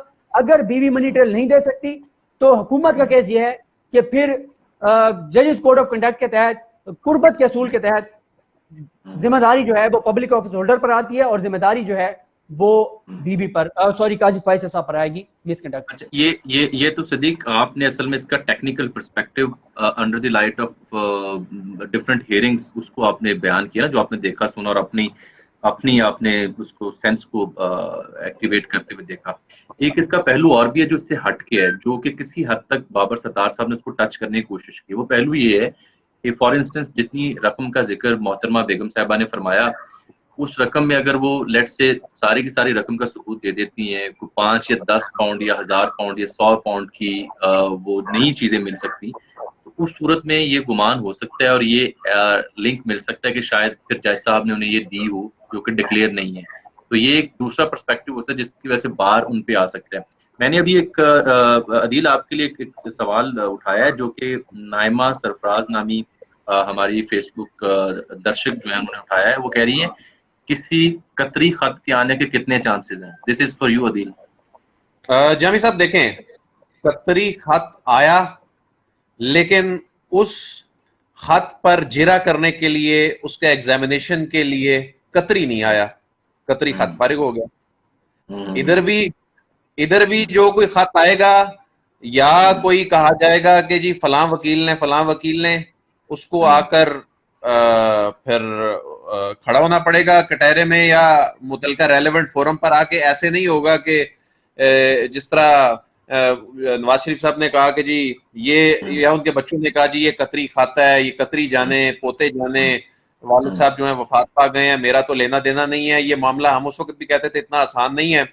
और रेलेवेंट फोरम पे, अच्छा जामी साहब, एक बहुत बड़ी अहम बात जो है ना वो ये है कि अगर एफबीआर इसमें कोई कुछ नहीं कर सकता, एफबीआर अपने हाथ खड़े कर देता है, ऐसी सूरत में भी सुप्रीम जुडिशियल काउंसिल जो है वो उसको मामला खुद से टेकअप करने की इख्तियारात हैं और इसमें ये चीजें वाजे कर दी गई हैं। तो ये जो लोग ये समझ रहे हैं ना कि मामला बड़ा जी, वो तो वहां पर मनी ट्रेल आसानी से बस दे देंगे, बता देंगे, हालांकि उन्होंने ये कहा कि बैंक का हमारे पास 10 साल पहले वाला रिकॉर्ड मौजूद नहीं है। और ये क्या कह रहे हैं? एक असल 5-10 मिनट बंद करते हैं, अब काफी हो गया। एक बड़ी अहम बात यह है कि जब मामला सुप्रीम जुडिशियल काउंसिल जाएगा ना, तो ये देखने वालों को बार बार मैं बता के आज ट्विटर पे भी और टीवी चैनल्स पे भी मैं देख रहा था, उस तरह से वाजे नहीं किया जा रहा था। भाई साहब, सुप्रीम कोर्ट में जब मामला जाएगा तो वो मामला कहीं नशर नहीं हो पाएगा, वो बंद कमरे का मामला है। उसकी सिर्फ एक प्रेस रिलीज आएगी कि अंदर बैठे जय साहबान ने इस केस के ऊपर क्या डिसीजन लिया, उसकी एक प्रेस रिलीज आएगी जिसमें सारा कटी कटा घुल जाएगा। अच्छा, ये एक सिद्दीक आपके लिए सवाल आया आखिरी कि इरफान जिलानी साहब कह रहे हैं कि मैं कोशिश करूंगा कि अपनी बीवी को प्राइमरी स्कूल टीचर लगवा दूं और 2-3 भैंसें खरीद लूं, क्या मेरी बचत को कोई इम्कान होगा? ये देखें, जिलानी साहब को मैं यही कहूँगा कि यही वो कन्फ्यूजन है जो कल से हम भी दूर करने की कोशिश कर रहे हैं कि फैसल साहब की अहलिया ने सिर्फ ये नहीं कहा कि वो टीचर थी और उस सैलरी से उन्होंने जो है वो जायदादें बनाई। वो स्कूल टीचर थी, उनकी तनख्वाह बहुत ज़्यादा थी, लाखों में थी। और ये भी है कि उनकी जो ज़रई ज़मीन है उससे भी इनकम थी, उन्होंने कुछ घर बेचे, प्रॉपर्टीज बेची, उनके भी पैसे थे। और ये तमाम चीज़ें जो उन्होंने बताई, अभी तक ना हम उनको 100% गलत कह सकते हैं ना 100% ठीक कह सकते हैं, वो फोरम ने डिसाइड करनी है। बाकी जो भैंसों वाला मामला है वो जामी साहब आपका फील्ड है, क्योंकि आप लाहौर शहर से लाहौर, वो शहबाज शरीफ साहब का मामला है। अच्छा, नहीं, क्या भैंसे साउथ पंजाब में नहीं होती? तुसी उत्थे शहर लाहौर के मामलात आप रूहानी तौर पे देखते हैं, आपको पता है। अच्छा, हाँ भाई, यहाँ पे तो देखो या भाई देखो, यहाँ पे तो ऐसा चमत्कार है माशाल्लाह इस दाता की नगरी का। ये बात तो तुम भी मानोगे सदीक और अदील, आप भी मानोगे कि दाता की नगरी का ऐसा फैज है कि यहाँ लोग भैंसों से लंदन में बहुत कुछ खरीद लेते हैं, भैंसों का दूध बेच के मॉडल टाउन, डिफेंस और पता नहीं कहाँ का कोठे बंगलियां सारा कुछ बना लेते हैं, जबकि 1990 में 20 लाख के असासे थे। ठीक है जी। अच्छा, ये बात खैर कहीं और निकल जाएगी। ये अली सलमान साहब का सवाल है, मैं उसी पे आ रहा हूँ, मैंने अभी डिस्प्ले इसीलिए किया है। अली सलमान टेक्निकल बंदा है और बारीक बंदा है और बारीक कार्रवाई के लिए बड़ा मशहूर है। तो लेकिन चार्जर भी इसका बारीक पिन वाला ये अभी तक यूज करता है। कहता है कि एक संजीदा सवाल है, चलो अब मैं संजीदा हो जाता हूँ। 90 रोज बाद अगर टैक्स कमिश्नर की रिपोर्ट जस्टिस काजी फायजा की अहलिया के खिलाफ जाती है तो उस पर अपील करने का मुतालिका फॉरम कोई टैक्स छूट होगी? सवाल। वहां ये मामला कितनी देर जेर समात रह सकता है? सवाल। क्या वहां ये अपील जेर समात होने की वजह से सुप्रीम जुडिशल काउंसिल की कार्रवाई भी तातुल का शिकार रहेगी? सवाल। ये सवाल अदील बड़ाई से भी है और सदीक जान से भी है। अच्छा, ये बहुत रेलिवेंट क्वेश्चंस हैं अली। मैंने इनकी आज एक कोर्ट आरटी में कोशिश की थी कहने की, लिटिगेशन का वर्ड यूज करके। पहले अदील कुछ बोले, फिर then I will come up with my understanding. Adeel Jami साहब, इसमें अदालत ने जो टाइम फ्रेम मुतय्यन कर दिया है, उस टाइम फ्रेम के अंदर ये मामला in any case supreme judicial council में जाना ही जाना है। जो अपील का हक दिया गया है, इस अपील के हक का उस टाइम फ्रेम के साथ कोई ताल्लुक नहीं है। ये मामला जब इतने इस टाइम फ्रेम में जो कि बाउंड कर दिया गया है, और अगर वो एफबीआर नहीं भी भेज सकती तो ये सुप्रीम जुडिशल काउंसिल ने मामला खुद से टेकअप कर लेना है। तो ये जो अपील के हक से उनको महरूम नहीं किया, जो कि टैक्स के रेलेवेंट फोरम मौजूद हैं, 2001 के ऑर्डिनेंस के तहत मौजूद हैं, वो वहां पर अपील होती रहेगी, लेकिन उसका इससे कोई ताल्लुक नहीं होगा कि उसकी वजह से ये मामला इल्तवा का शिकार रहता रहे।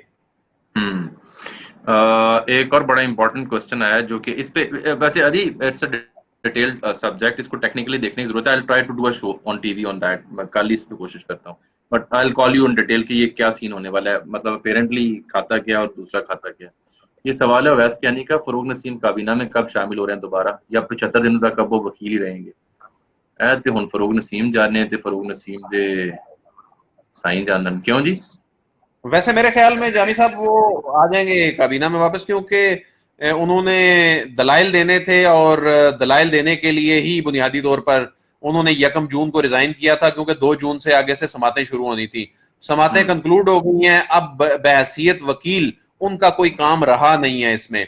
उन्होंने ये केस हारा या जीता है, जो भी है, उस केस में वो अपीयर हो गए, उनका काम खत्म हो गया है। आगे इसकी जो इम्प्लीमेंटेशन होनी है वो एफबीआर ने करनी है, और उसके बाद वो सुप्रीम जुडिशल काउंसिल ने करनी है। तो फरूक नसीम साहब जो हैं वो इस सारे मामले में, अब जब उन्होंने रिजाइन किया था तो उस वक्त उन्होंने ये कहा था कि ये स्लॉट खाली रहेगी। प्राइम मिनिस्टर ने उन्हें ये कहा था कि ये मेरे पास रहेगी और उसके बाद आप ही आएंगे इस पे वापस। अच्छा, एक बड़ा देखो, ये इस सेशन का फायदा हुआ कि लोग बड़े इंपॉर्टेंट क्वेश्चन उठा रहे हैं। वो तमाम सवाल जो आज टीवी चैनल्स और तमाम जय्यद सहाफ़ी और सीनियर एनालिस्ट नहीं एड्रेस कर सके, इसका मतलब है कि ये सवाल अगर अब भी उठ रहे हैं रात के 2 बजे, तो सदीक ये बात बड़ी काबिल गौर, अगर तुम मुझे सुन रहे हो भाई प्यारे, मेरे दोस्त, मेरे जिगर, ये बड़ी इंपॉर्टेंट बात ये है कि लोग वो बुनियादी नौयत के सवाल रात 2 बजे भी उठा रहे हैं। इसका बड़ा वाज़ेह सा मतलब है कि आज सारे दिन की ट्रांसमिशन में इन चीज़ों को एड्रेस नहीं किया गया, रौला ही पाया गया है।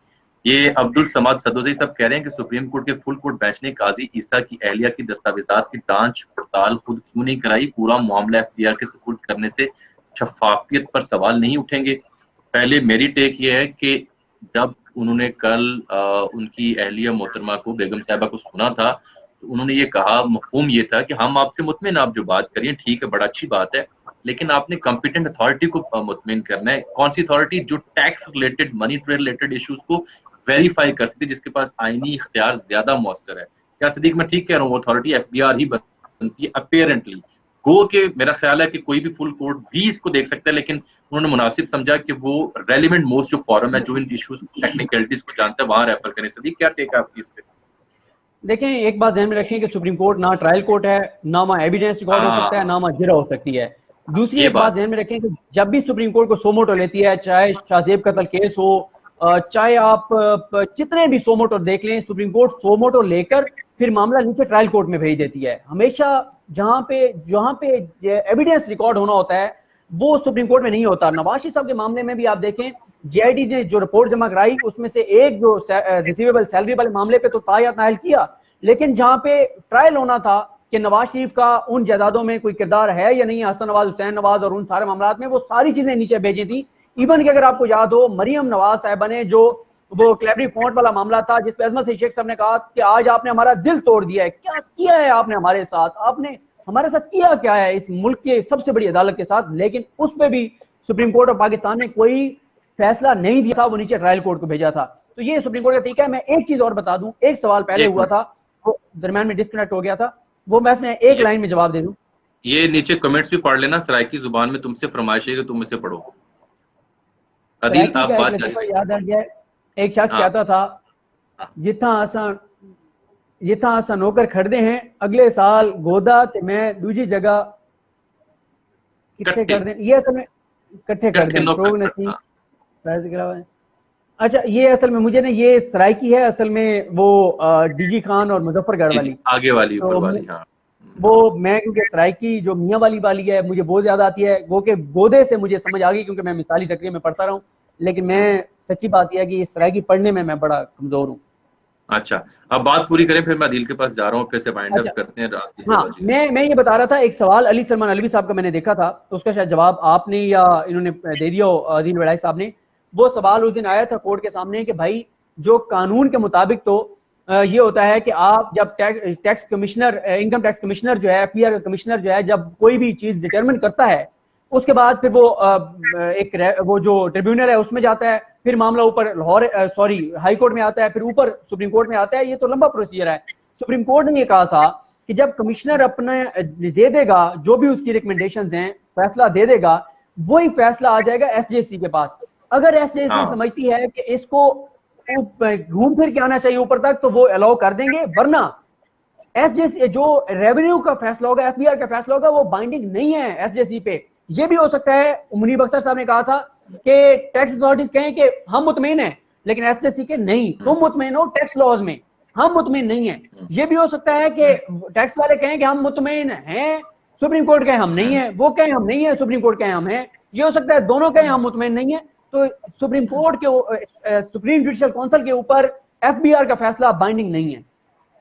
बहुत इंपॉर्टेंट बात की कि वहां भी इसको वो सुप्रीम जुडिशियल काउंसिल अपने लेंस से देख सकती है। अच्छा, ये तो खैर काफी हद तक वाज़ेह हो गया, लेकिन आई प्रोबेबली बिलीव कि फर्दर लिटिगेशन में शायद जा सकता है। एसजीसी के पास जाने से पहले मुझे इसकी क्लैरिटी चाहिए होगी, दोबारा इसको रिविजिट हम करेंगे। लेकिन सदीक ने बड़ी टेक्निकल पॉइंट मुनीब अख्तर साहब की रिमार्क से वाजे करने की कोशिश की। अदील, एक सवाल आया, देखें आप कि क्या आपने वही डोगर साहब से भी कोई रब्ता किया है? दरख्वास्त गुजार आज के फैसले से मुतमिन नहीं है क्या? जितनी बैंड वही डोगर की बजी है और जितनी बैंड साहब का सवाल जो है ना, ये मार्फत वाली बातें कर रहे हैं क्यानी साहब, ये इंतहाई मार्फत। ये देखें, दो बातें हैं, जितनी बैंड भाई डोगर की बजी है ना इस सारी समात में, और उससे पैरेलल जो बैंड बजी है दो चीजों की, एक वही डोगर की और एक एसेट रिकवरी यूनिट की। अदील, एम आई राइट? देखें, एसेट रिकवरी यूनिट, अच्छा एक चीज मैं यहां पर वाजे कर दूं, दो चीजें जो है ना मिस इंटरप्रेट हो रही हैं। एक के जी बदनीयती और एक जी एसेट रिकवरी यूनिट उड़ गया, लोगों ने खुद से एज्यूम कर लिया। आप तो है वैसे बात कर, एक मिनट, आप उसकी बात कर रहे हैं क्योंकि वो उड़ गया ना, रेफरेंस उड़ गया, इसमें कोई शक नहीं है। देखें, फैसले में ये कहीं भी नहीं लिखा कि एसेट रिकवरी यूनिट जो है, हाँ जो रीजंस आएंगी जो उन्होंने कहा कि हम बाद में जारी करेंगे इसकी, उसमें शायद वो एसेट रिकवरी यूनिट के हवाले से कुछ सख्त बातें आ जाएं या कोई ऐसी चीज आ जाए। लेकिन अभी तक जामी साहब मैं ये चीज बताना चाहता हूं कि आम बंदा ये समझ रहा है कि शायद एसेट रिकवरी यूनिट उड़ गया है, एसेट रिकवरी यूनिट के हवाले से ऐसी कोई बात लिख दी है, बदनीयती की बात कोई ऐसी है। हाँ, ये दचका जरूर है, ये हुकूमत के लिए इस हद तक दचका जरूर है कि एक रेफरेंस फैसले में बहुत कुछ आएगा एआरयू पे, उसका खारिज हो जाना, वो जो शोकाज नोटिस हैं वो खत्म हो जाना, वो जाहिर है उसका जो क्रेडिबिलिटी है, उसका जो इम्पैक्ट आएगा वो एआरयू पर ही आता है। अदील, एक मिनट अदील, यहाँ मैंने ये की थी कि दो चीजों की बड़ी बैंड बजाएगी और कैटेगोरिकल बजाएगी विद आर्गुमेंट्स, एक डोगर साहब की और एक एआरयू की। अभी सदीक एक मैंने जुमला थोड़ा सा मुझे सुनाई दिया, लेकिन मेरी ओपिनियन भी यही है कि जो डिटेल्ड फैसला आएगा ना, उसमें आप देखिएगा, ये बात नोट कर लें कि उसमें एआरयू के बारे में बड़ा डिटेल्ड रिटर्न आएगा, उसकी लीगैलिटी, उसके जो मॉडस ऑपरेंडी है उसके ऊपर, और उसके ऊपर मुझे लगता है बड़ी कन्विक्शन है कि उसके ऊपर बात आएगी। एक सवाल आपके लिए सदीक जान, एक और सवाल है बड़ा इंपॉर्टेंट, और ये नहीं, मैं पीछे कर गया हूँ सवाल को, ये आ गया। ज़ैन इतरत साहब ने बड़ा कमाल का सवाल उठाया है, और इसमें मैं चाहूंगा हम तीनों मुख्तसर जवाब दें। वहीद डोगर के पास और किस जज की फाइल्स हैं? नंबर 1 अदील बड़ाइच, मुख्तसर। जी देखें, उसके पास या किसी और के पास भी अगर किसी की भी फाइल है तो एक तरीका करता है हो गया। अब तो वो फाइल उसी रूट से गुजर के जानी है। एक मिनट सदीक, कुछ कहने का बड़ा वक्त है। वो उमर साहब बंदियाल साहब ने कहा था, एक मिनट, उमर साहब बंदियाल साहब ने कहा था कि लगता यह है कि आप फाइलें रखते हैं दराज में, जब कोई क्रीज से निकल के छक्का मारता है, शॉट मारता है, तो फिर वो फाइल आप पहिए लगा देते हैं उसको। ये काफी हद तक आपने वो बात कर दी जो मेरे दिल में थी, या मुझे रूहानी तौर पर जो महसूस हो रही थी। ज़ैन इतरत साहब, वहीद डोगर के पास और किस जज की फाइल्स हैं?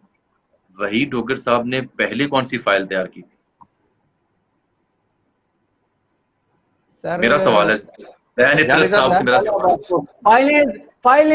फाइलें सबकी होती हैं, फाइलें सबकी होती हैं, लेकिन बिल्कुल सही है, सही है, ठीक है। अच्छा, ये यार अब मसला ये है कि इतना ज्यादा लंबा चौड़ा कमेंट सेक्शन है ना कि मैं हर एक के सवाल पे नहीं जा पा रहा। मेरा ख्याल है काफी देर हो गई है, 2 बज के, आप भी दोनों थके हुए हैं, हम भी सारे दिन से थके हुए हैं।